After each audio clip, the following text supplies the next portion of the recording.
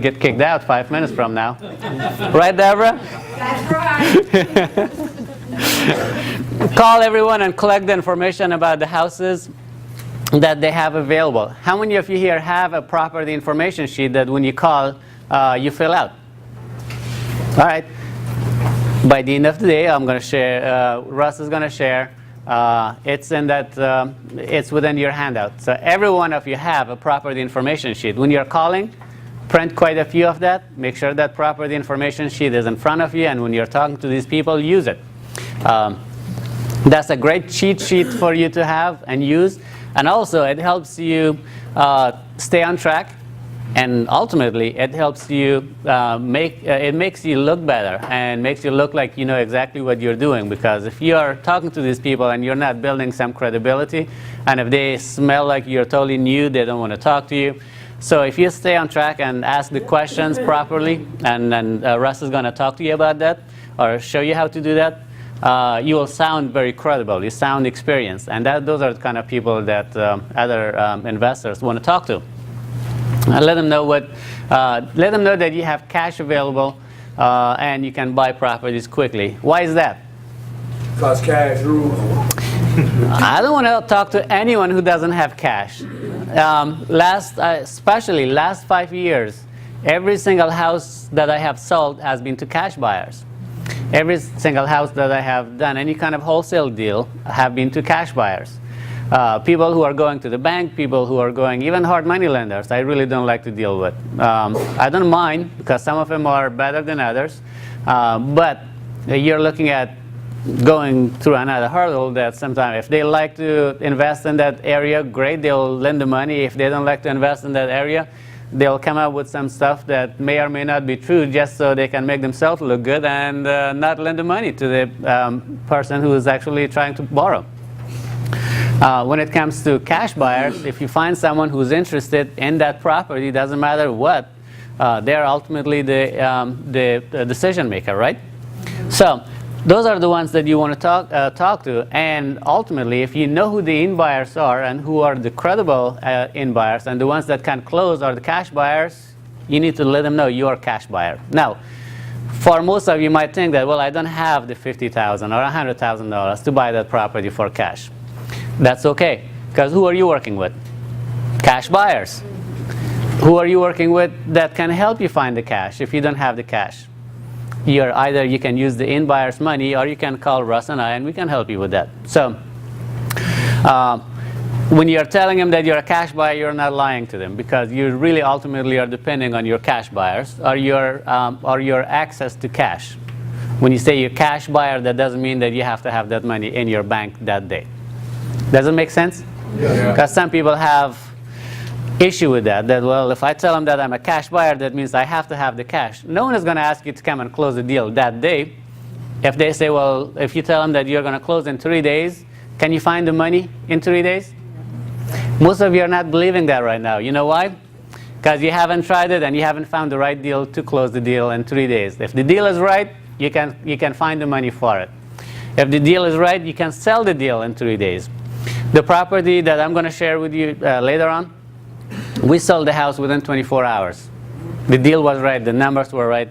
I sent out only one email and one voice broadcasting to my list, and 6 people were there.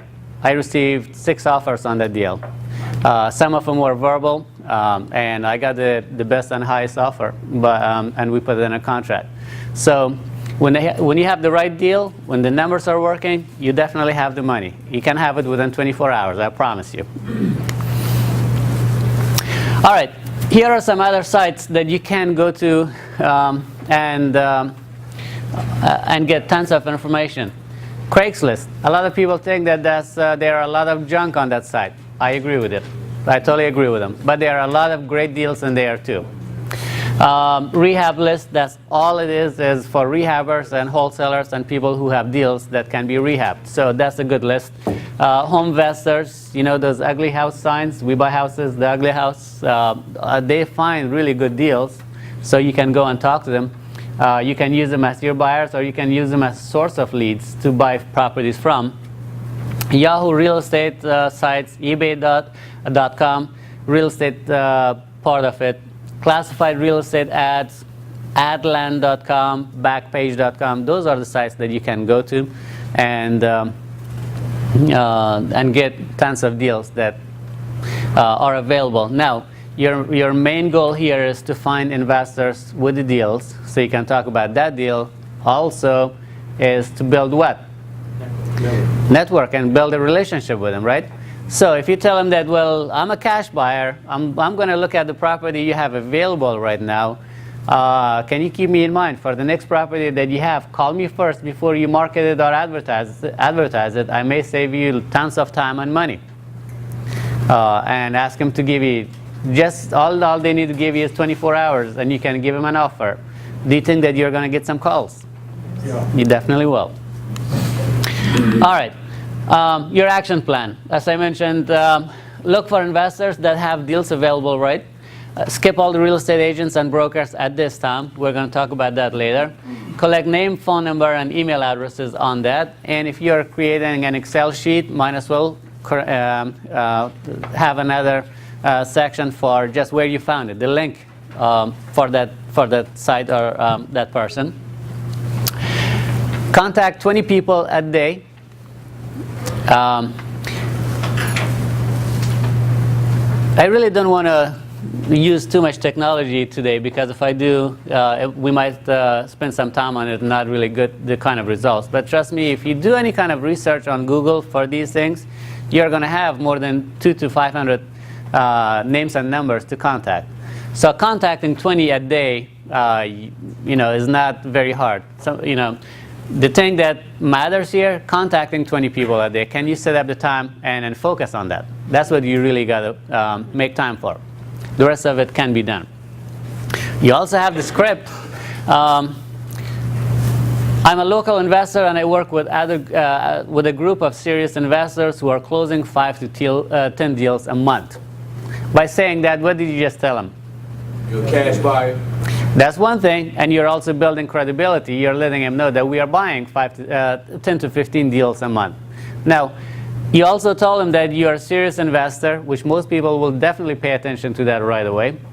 And you're working with other investors. Not everyone wants to work with just one person, mom and pop shop. If you tell them you're working with other investors, they know it's a group that are, and that's going to give you a little more credibility. We have some cash available and need to buy a house very soon. That tells them what? Two things. One, you're motivated, you want to buy a house, and of course they're looking for cash buyers, and you just told them that you have cash available, right? We are looking for wholesale deals that we can rehab and resell, or just sell it as is to our in buyers. Now in this case, you can brag about having a list that you have. I have a list of 8,000 investors. Most of them are local. Russ has a big list, and if you guys want to joint venture with us, always feel free. When you have a deal, call us. When you become our coaching client, of course we are going to work with you on those deals, and you can advertise to our list. And even if you're not our coaching client, we still will work on some deals with you. And then if nothing else, we can purchase that deal from you, or we can sell it to our list. Doesn't cost you anything at all. So if you're letting them know that you have a list that you're working with, you're not lying to them. You can always count on us. Okay? If it's a good deal and the numbers work, we will always purchase it. Also, we are also looking for turnkey properties. Who are buying the turnkey properties? Hedge funds. Hedge funds, these big boys, people who really are tired of rehabbing.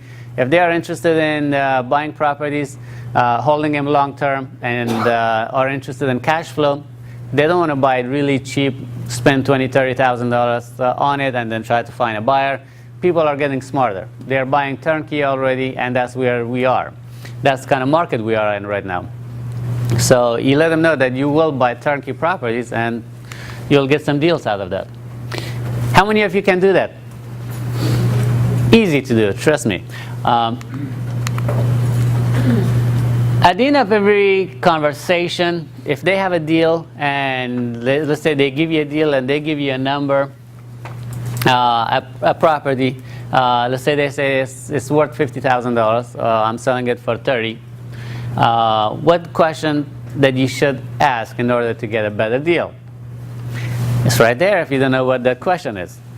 If I pay all cash, buy as is, close quickly, and pay all the closing costs, what is the best what's the least you will take? Or what's the best you can do? One or the other. You have to ask that question every time, and almost every time you will get a little bit of discount. If you make $2,000 to $3,000 more out of each deal, is that an extra $2,000 to $3,000 you didn't have? Yeah. So let's say they give you, well, say I'm going to do 32 right now instead of 30. Well, if they say I'm selling it for 30 and you say the best you can do, they say, well, I can do 28. You have to ask this question. What's the best? Is that the best you can do? In most cases, if that's not the lowest number, they can go a little, they can give you a better number. If that is the lowest, then that's fine. Then now you know what's the least that they can do. And that's not always written in stone. You can always do your own research. If the house is not worth, you can go back to them and say, hey, 28 is not something I can offer you 25.